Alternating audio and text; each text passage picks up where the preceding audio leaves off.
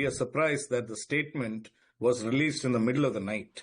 It's a very irresponsible way of putting out such an important report. It clearly indicates that the pilot is at fault without telling that the pilot is at fault.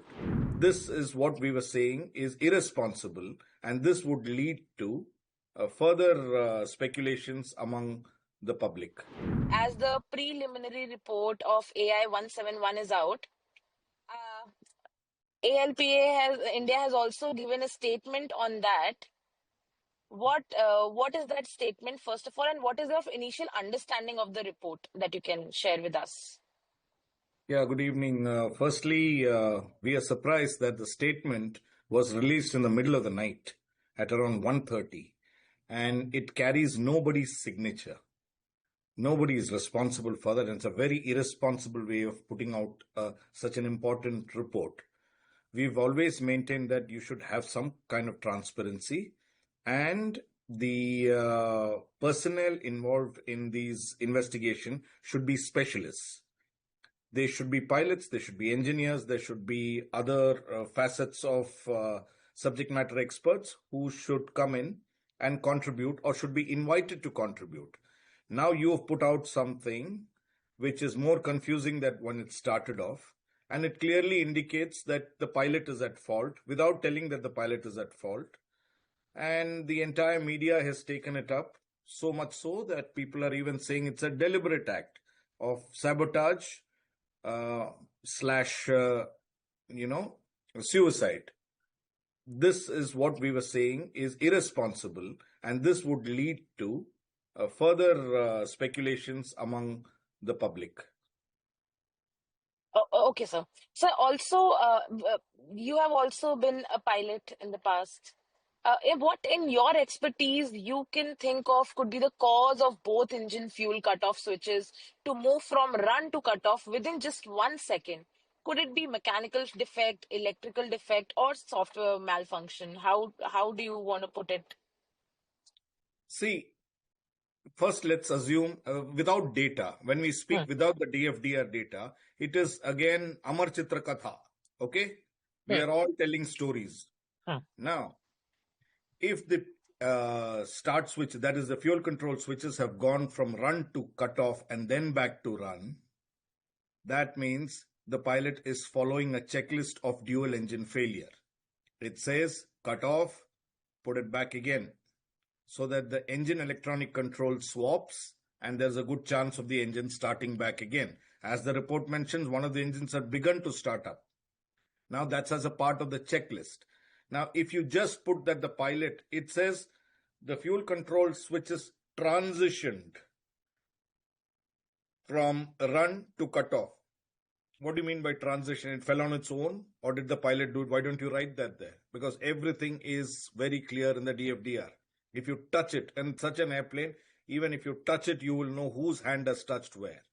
So instead of putting that, you have put an ambiguous statement which says that it went off in one. There are several scenarios in which it could happen.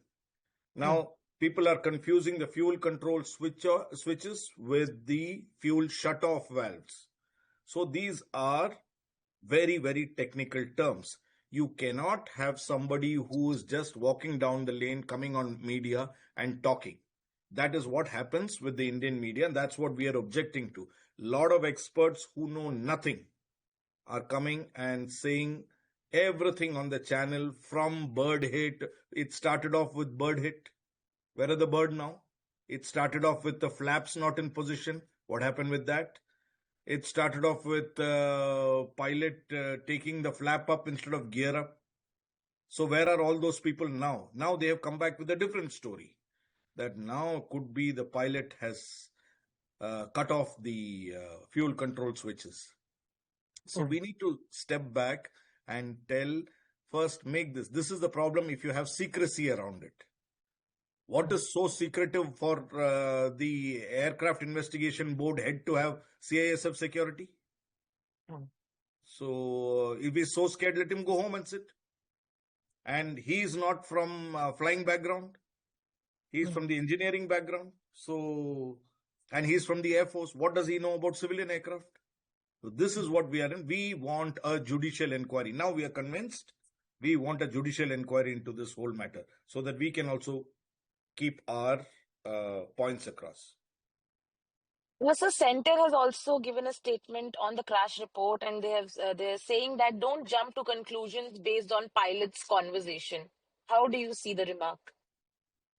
Is that a very scientific remark? We were telling you right from the beginning, without the complete data, you cannot speak. Which pilot spoke to whom? Do you even know that? Everybody is assuming that Sumit spoke to Clive or Clive spoke to Sumit without knowing the entire scenario in which they were speaking and what they were speaking. Ministers will give statements. They are very good. First, also, they said some sabotage is being looked into. So, we don't expect anything intelligent from their side, but then they have to do their job. So, they're doing it. That we don't even take cognizance of. Lastly, sir, what is there any action that ALPA India is thinking of going forward? Like you just mentioned that judicial inquiry is what you are demanding, the association is demanding. So, Yes. what is the way forward for the association now in the particular See, case? our legal cell has to get back to us. We are mulling a public interest litigation or going to the Supreme Court to say that uh, this what we feel as industry veterans. We feel that a fraud is being perpetuated like every other crash investigation. We want judicial oversight and transparency. This is our demand. We will do anything to get there. Cost is not an issue for us.